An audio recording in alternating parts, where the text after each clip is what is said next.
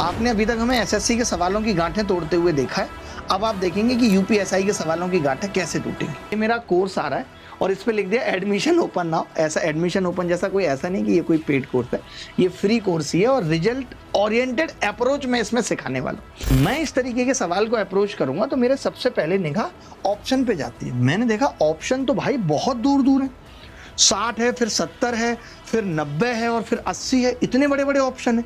अगर इतने बड़े बड़े ऑप्शन है तो मैं आसानी से इस सवाल को तोड़ सकता हूं। कैसे? देखो, ये पूछ रहा है 43 दूनी 86, इसका 20% हो गया।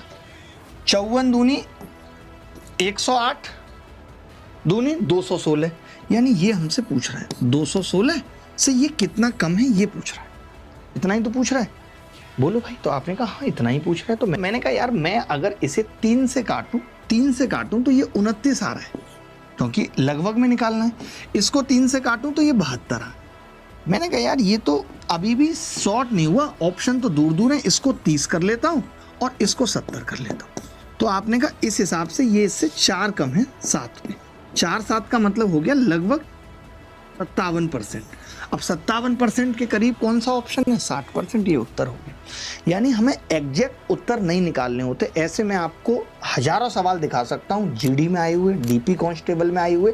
और इस क्लास में ऐसा नहीं हम सिर्फ यूपीएसआई के सवाल लेंगे, हम डीपी कांस्टेबल के भी लेंगे, हम कुछ सवाल सीपीओ के भी लेंगे और हम यूपी के और एग्जाम्स में आए हुए सवाल भी लेंगे, ताकि आपको कुछ सवाल एज इट इज भी पेपर में मिले। तभी तो आपको मजा आएगा, नहीं तो कोई फायदा नहीं है। तो ये हम आपको अप्रोक्सीमेशन सिखाएंगे कि जब ऑप्शन 10-10 के गैप पे हैं, देन अप्लाई अप्रोक्सीमेशन। लगभग में चलना है, एग्जैक्ट क्यों जाना है।